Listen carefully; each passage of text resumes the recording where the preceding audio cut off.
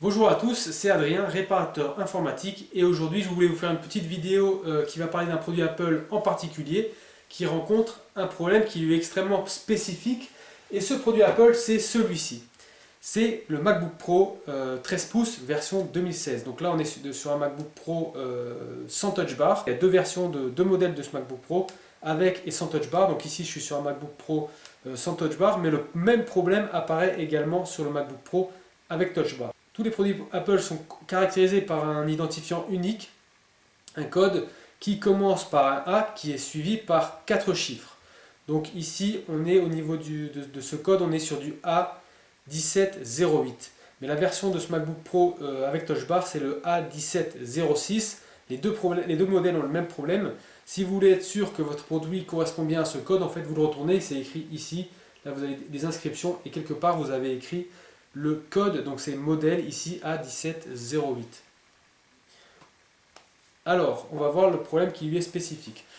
Pour voir cela, en fait, on va un peu refermer le MacBook, comme ceci, et on va appuyer sur le bouton d'alimentation. Vous avez l'ordinateur qui démarre normalement, vous voyez ici la petite pomme et la barre de chargement, mais le problème il apparaît quand on ouvre un petit peu quand on ouvre un peu cet écran, quand on l'ouvre à peu près à 80 degrés, ça peut être moins, ça peut être 60, ça peut être 90. Quand on ouvre l'écran, en fait, ce qui se passe, c'est que l'image disparaît. Enfin, on pourrait croire que l'image disparaît parce qu'on ne voit plus rien, l'écran est noir. Et vous voyez que le rétroéclairage du clavier fonctionne, c'est que ce MacBook fonctionne. L'ordinateur ne s'est pas éteint, il a continué à charger.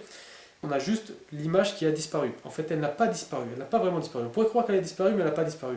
Ce qui se passe, c'est que si je fermais ici les volets et que je me mettais dans le noir total, je pourrais prendre une lampe de poche et venir éclairer l'écran, et on verrait l'image apparaître grâce à cette lampe de poche. On verrait la petite pomme, ou on verrait tout simplement l'ordinateur qui aurait démarré. Ce n'est pas un problème d'image, c'est un problème de rétroéclairage. Vous avez l'écran qui n'est pas ici rétroéclairé, c'est pour ça qu'il est tout noir. Pourquoi cet écran n'est pas rétroéclairé? Ça pourrait être un problème de carte mère. Des fois il arrive que la carte mère déconne, casse, et que le rétroéclairage ne marche plus. Moi ça m'est arrivé personnellement sur mon MacBook Pro de version 2009. J'ai dû réparer le rétroéclairage, réparer la carte mère, et puis là l'ordinateur fonctionne normalement. Là c'est pas un problème de carte mère. Là le problème en fait il vient de la nappe, on peut remplacer ce mot par fil, par les fils ou par la nappe qui relie l'écran à la carte mère. Vous avez une petite nappe comme ça qui passe ici dans la charnière, et en fait le problème c'est que cette nappe, à force d'ouvrir et de fermer l'ordinateur, elle s'est abîmée. Elle s'est abîmée beaucoup trop vite, beaucoup trop tôt. Comme je vous l'ai dit, c'est un ordinateur qui date de fin 2016, on est début de 2009, donc c'est un ordinateur qui a à peine 2 ans.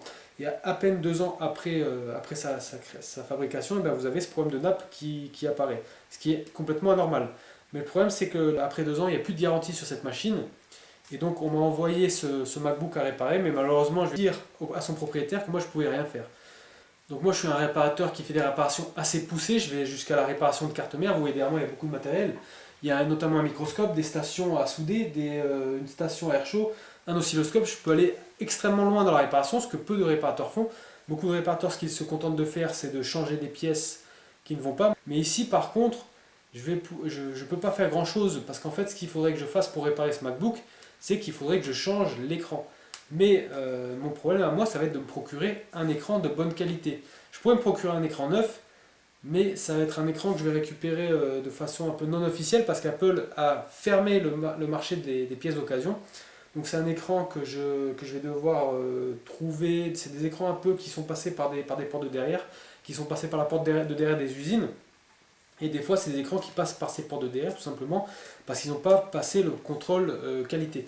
Et donc moi, je ne peux pas prendre le risque de prendre ce type d'écran et de l'installer sur la machine, parce que si dans 2-3 mois, j'ai le client qui me rappelle en me disant que l'écran ne fonctionne pas, moi j'aurais acheté un écran pour rien, il faudra que je le rembourse, et donc c'est pas du tout avantageux pour moi. Donc je ne peux pas avoir de solution fiable pour mon client là-dessus. Là, la seule solution que j'ai proposée à mon client, c'est d'aller voir Apple et lui demander de changer d'écran. Mais le problème pour mon client, c'est que ça va lui revenir, je pense, assez cher. Je pense que ça va lui coûter entre 500 et 700 euros.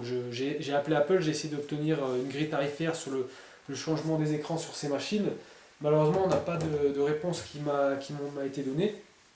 Et donc, je sais pas, je pense, voilà, c'est une supposition, mais je pense qu'il va payer entre 500 et 700 euros. Plutôt 700 euros que 500. Donc j'ai un client il y a 2 ans, il a acheté cette machine, il a payé au minimum 1500 euros parce que ce type de machine, le prix de départ c'est 1500 euros, peut-être qu'il l'a payé un peu plus, peut-être qu'il l'a payé 2000 euros. Et passé 2 ans, et c'est un grand problème, c'est qu'il doit remettre un chèque peut-être de 700 euros dans sa machine. Également une autre solution qui peut s'offrir avec cette machine, c'est de tout simplement connecter le portable à un écran externe. Et il pourra continuer à utiliser son ordinateur avec un écran externe. Mais bon, c'est assez difficile à avaler. Vous achetez un portable pour pouvoir l'emmener un peu partout. Et là, vous êtes obligé d'en faire un fixe parce que vous ne pouvez pas forcément trimballer un écran externe partout.